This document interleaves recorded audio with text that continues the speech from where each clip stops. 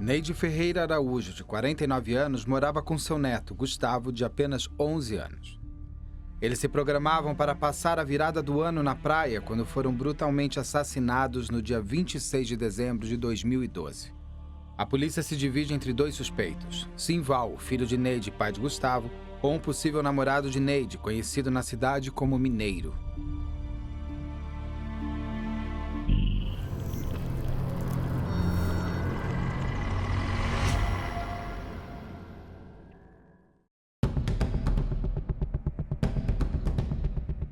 Em Jundiaí, no final do ano de 2012, Neide e seu neto Gustavo, de apenas 11 anos, foram vítimas de um dos assassinatos mais brutais já vistos na cidade. Já era manhã do dia 27 de dezembro, quando um vizinho estranhou o fato de o portão da casa de Neide estar aberto. Ao entrar na residência, ele se depara com uma cena de crime violenta. A polícia é acionada imediatamente e as investigações começam em seguida. A possibilidade de um latrocínio é descartada, pois a casa não tem sinais de arrombamento e itens roubados. As suspeitas recaem primeiro sobre o pai de Gustavo, Simval, mas ele é descartado já que seu álibi se prova verdadeiro. As suspeitas então recaem sobre Mineiro, um homem que tentou dar o início a um relacionamento amoroso com Neide desde que ela ficou viúva. A família afirma que Neide sempre negou o envolvimento com Mineiro, relatando várias vezes para sua irmã a insistência dele em um relacionamento. O neto, por dificuldade de relacionamento com o próprio pai e mãe, foi morar com essa avó desde aproximadamente seus 2, 3 anos, é o que se tem. E essa avó, junto com o avô, criou esse menino como se fosse praticamente filho, tinha uma relação meio filho.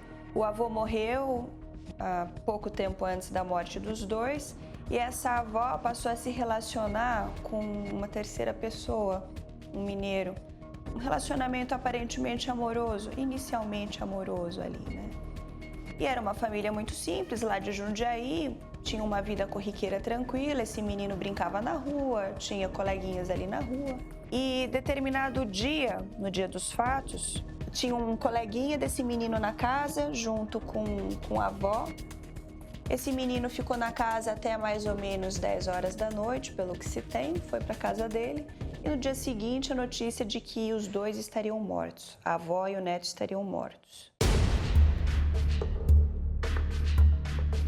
A perícia foi até o local, e pelo que se tem, constatou que a morte ocorreu entre 11 horas da noite e meia-noite, mais ou menos, por conta de vestígios que tinham em estômago, cena do crime, rigidez cadavérica. Apurou-se isso. A cena do crime era uma cena bem forte, bem sanguinolenta, pelo que se tem. O menino estava com sinais de início de degolamento no pescoço, tinha um ferimento grande, muito sangue. Ele estava no banheiro, caído, em posição de defesa. A avó tinha uma série de golpes de faca nas costas. Pela dinâmica, o primeiro suspeito teria sido o pai da criança, que foi logo afastado por conta de um bom álibi. Ele estava trabalhando bem no horário do crime, isso foi plenamente afastado. E restou esse mineiro, esse namorado, esse suposto namorado, iniciante namorado da avó. Muito se cogitou em relação a esse crime durante a investigação. Quem teria feito isso? E o mais importante, por qual motivo? O que levaria uma pessoa a matar uma mulher de 49 anos e seu neto de 11? Então, dentro de um processo de investigação também comportamental, a primeira pergunta que a gente se faz é: quem ganha com a morte dessa pessoa?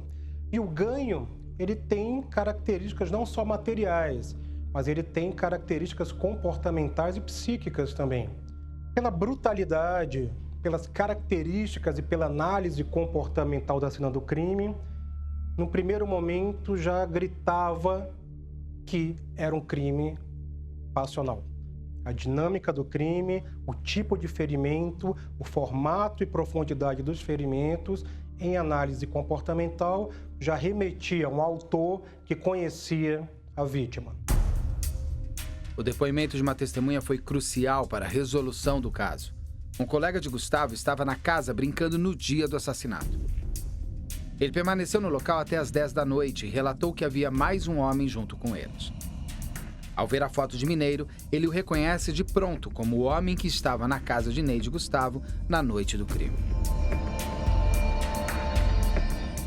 O Mineiro tinha uma família, era casado, mas resolve ter uma relação extraconjugal com a Neide. E começa a forçar ali a barra, e começa a frequentar a casa dela. Inclusive ela se muda para conseguir driblar um pouco o assédio que ele fazia dela. É claro que num caso desses, né, depois vai se descobrir, efetivamente ela não agiu da maneira mais contundente para cessar essa abordagem. Porque no dia do crime, ele estava dentro da casa dela, né, sem sinal de arrombamento, e pela perícia dos corpos, descobre-se que eles tinham jantado, né? Depois, no Instituto Médico Legal, com o exame dos corpos, nota-se a digestão alimentar e consegue-se ter mais ou menos um horário do processo digestivo no ponto que estava. Então, que o crime se deu entre as 22h30 e a meia-noite. Logo, todos os indícios começam a convergir. Então, descobre-se que o Mineiro havia, naquele dia, naquela noite, jantado junto a Neide e ao Gustavo. Como uma pessoa que está sendo molestada, importunada por alguém, permite que essa pessoa frequente sua casa e jante consigo, não é? Ela poderia ter medo de falar não, ela poderia estar tentando a negativa da melhor forma possível, mas também há uma ingenuidade, uma cumplicidade velada com esse tipo de ação, já que uma pessoa dessas é tão incisiva, é tão intromissora e que percebe que o outro é incapaz de dizer não às suas investidas. Há sempre essa complementariedade patológica dos dois lados, uma pessoa extremamente permissiva e ingênua e uma pessoa extremamente invasiva e maldosa.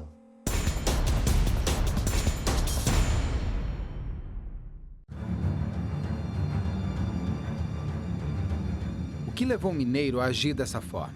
Se seu alvo era Neide, por que Gustavo, uma criança de apenas 11 anos, também foi vítima dos ataques dele?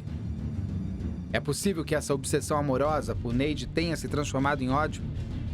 Ou ele apenas não soube lidar com inúmeras rejeições? Ele não cisma com qualquer pessoa. Ele cisma justamente com uma vítima que se serve a isso, uma vítima fraca. Essa cisma que a gente vê é uma coisa completamente insana.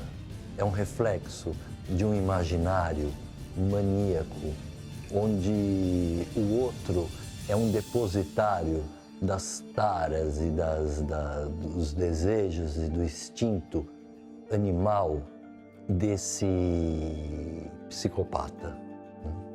Muitas vezes a vítima não faz nada para alimentar isso, a não ser ela mesma. Uma das grandes funções que nós temos que ter é estar sempre observando e orientando as pessoas a saberem com quem elas estão se envolvendo. Mesmo que isso seja uma hipótese muitas vezes vaga, mas é importante estarmos conduzindo o nosso objeto de amor para pessoas minimamente acima de qualquer suspeita. Ele pode até perceber que aquilo seja doentio, mas é comum. Ele pode até perceber que aquele comportamento é uma cisma, mas ele está acostumado com aquilo, ele está acostumado a se relacionar dessa forma. Em outro aspecto, não. Ele não tem, até por uma falta de recurso, de repertório, uma percepção que isso não é uma forma saudável de amar. Não só ele, muitas pessoas vivem isso, não é? Muitas pessoas acreditam que amar, o amor é uma forma violenta, autoritária, sem regras. Chamam isso de amor. O amor não tem nada disso. Alguma coisa aconteceu naquele dia. Até então parecia tudo ok. Jantaram, ele jantou lá, estava tudo bem. O que aconteceu para ele investir um ataque tão furioso a ponto de matar os dois? A meta, o objetivo dele era a mulher. Naturalmente, a criança tentou defender a avó e morreu também. E foi perseguido por dentro da casa. Então, a dinâmica, as marcas de sangue mostram que houve uma corrida. Ele tentou se refugiar, ele tentou sobreviver. Nesse momento, a reação primordial do organismo é autopreservação e sobrevivência.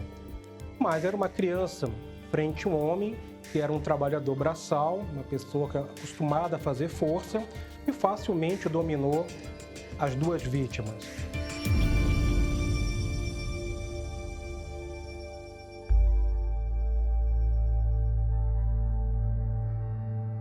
Via de regra, o primeiro contato é do policial militar que chega no local. Primeira impressão que ele tem é a mais cru de todas e é muito importante pra gente, pra mim, né? Que é aquele contato com a emoção aflorada na hora, com as pessoas ali chegadas naquele momento, com as primeiras impressões, o choro, o nervoso, a dissimulação.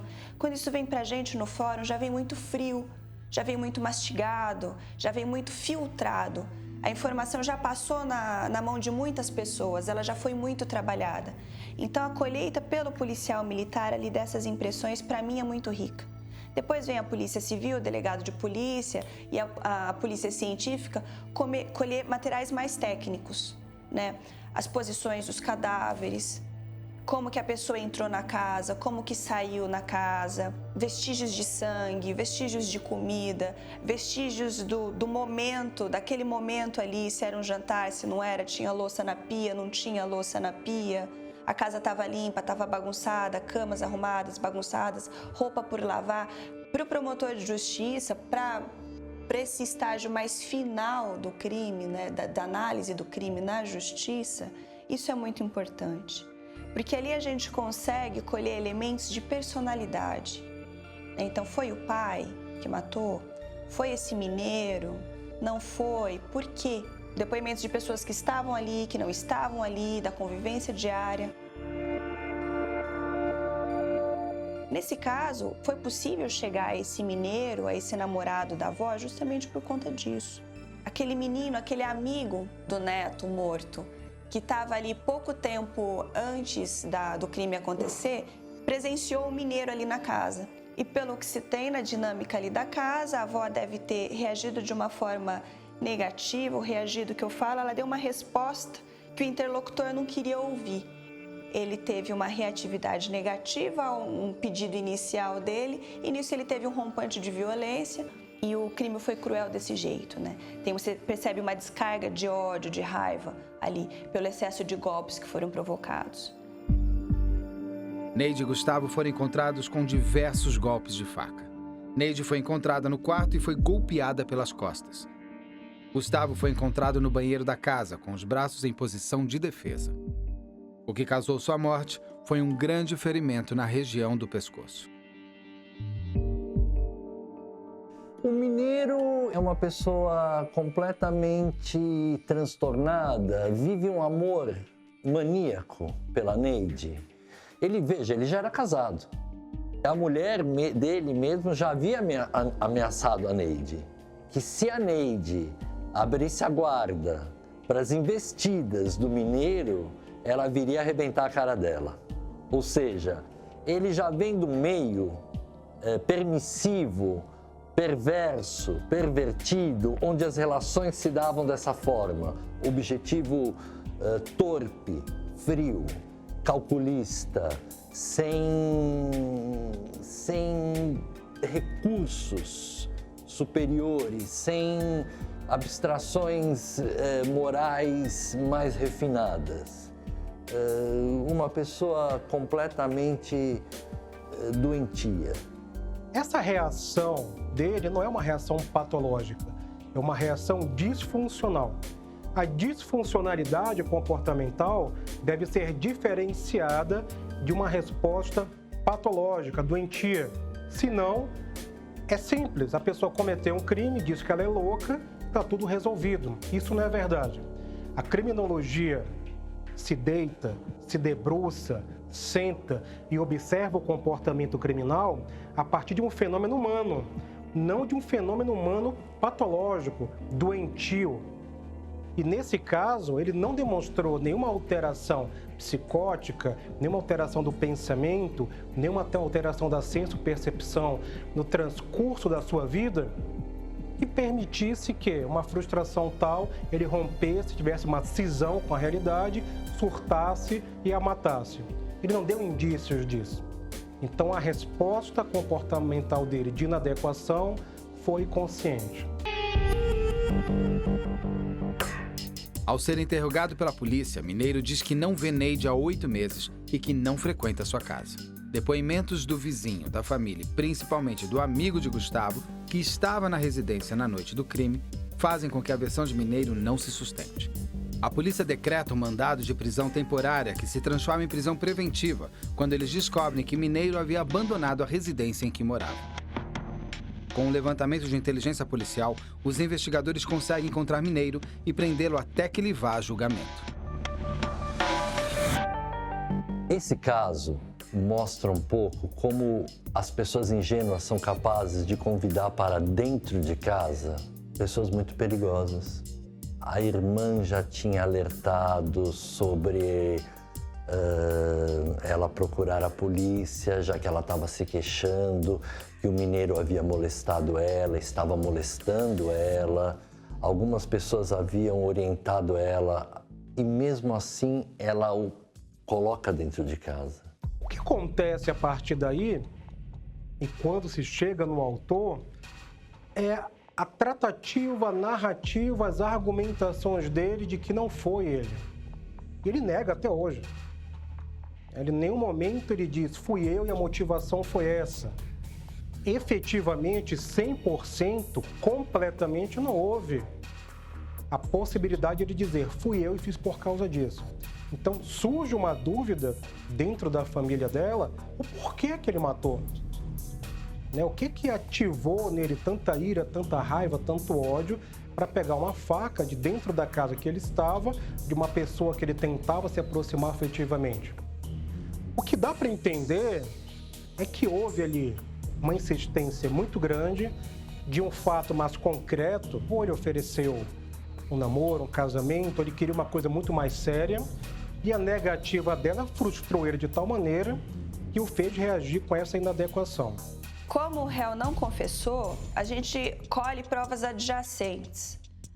O depoimento do menino na casa foi o mais importante de todos, que quando ele saiu da casa, ele deixou lá o Mineiro, o namorado da avó. E quando o corpo foi encontrado, ninguém mais transitou naquela casa durante aquele período. Pelo trabalho da perícia, a dinâmica aconteceu no momento logo depois do jantar, que casa com a deixada do amiguinho da casa, junto com a permanência do Mineiro lá, logo depois do jantar, 11 horas, meia-noite, esse foi o horário descrito pelo crime. Depois desse período, ninguém mais circulou naquela área. O Mineiro foi encontrado, ele negou até o fim.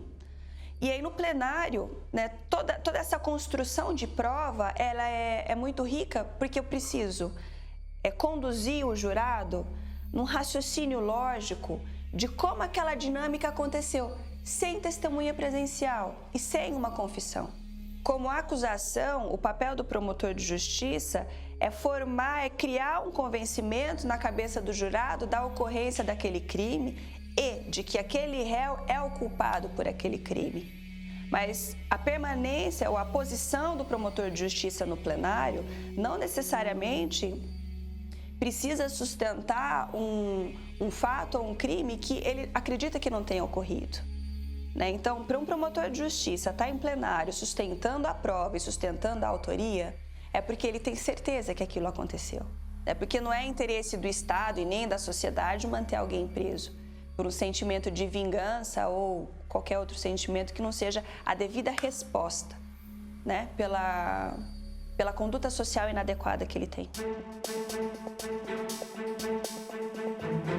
Ele tinha total consciência, pela dinâmica do crime ele é imputável, pelo histórico de vida dele ele é imputável.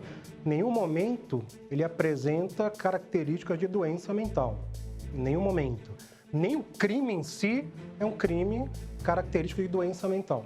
Então, quando que é um crime de doença mental? É um impulso, é um surto, é um descontrole, é uma pedrada, uma panelada, é uma facada e acaba aí. Agora, essa continuidade, essa desorganização e esse ato premeditado, porque ele premeditou. A premeditação pode ter um mês, uma semana, um dia ou uma hora. Então, eu decidi fazer. Existe a premeditação com uma organização de modus operandi, onde eu levo o recibo que eu estava em local tal, para não aparecer na cena do crime, eu levo luvas, eu levo a arma, eu levo a faca, eu levo a corda. E a premeditação que durante a discussão, 1 a 2 horas antes da discussão, eu decido, eu vou matá-la, não tem outro jeito. É o que eu vou fazer. A passionalidade do crime, ela influencia na aplicação da pena, também na tipificação do crime, né? Passionalidade é o motivo, é o que moveu o réu, o denunciado, né, o criminoso, a praticar determinado crime, ou no caso, o homicídio. A gente qualifica o crime, o homicídio, no caso, de 2 maneiras. Ou pelo motivo que ele foi praticado, dependendo da gravidade que o motivo foi praticado, ou fútil, ou torpe, ou coisas correlatas, a lei diz, né? Fútil é um motivo ínfimo, né? Uma simples negativa, não quero namorar com você, ou não quero um relacionamento sério com você. Ou torpe, uma repugnância a mais do que a própria morte. A morte já é uma coisa muito grave, já é um crime muito grave, né? O mais grave que a gente tem dentro da Constituição e dentro do nosso sistema penal. O homicídio pode ser qualificado também pelo meio empregado, pelo modo como ele foi praticado. Excesso de golpes, excesso de sofrimento da vítima na morte. Aquilo que é além de uma simples morte, além de um simples homicídio. Isso vai influenciar no patamar de aplicação da pena. O crime ele sai de uma pena base mais alta do que um homicídio comum. Carlos Gonçalves da Silva Mineiro foi condenado a 32 anos de prisão em regime fechado. A morte de Neide de Gustavo causou uma grande tristeza na família, que até hoje não comemora mais as festas de fim de ano. Gustavo teria 16 anos em 2017 e Neide 54 anos.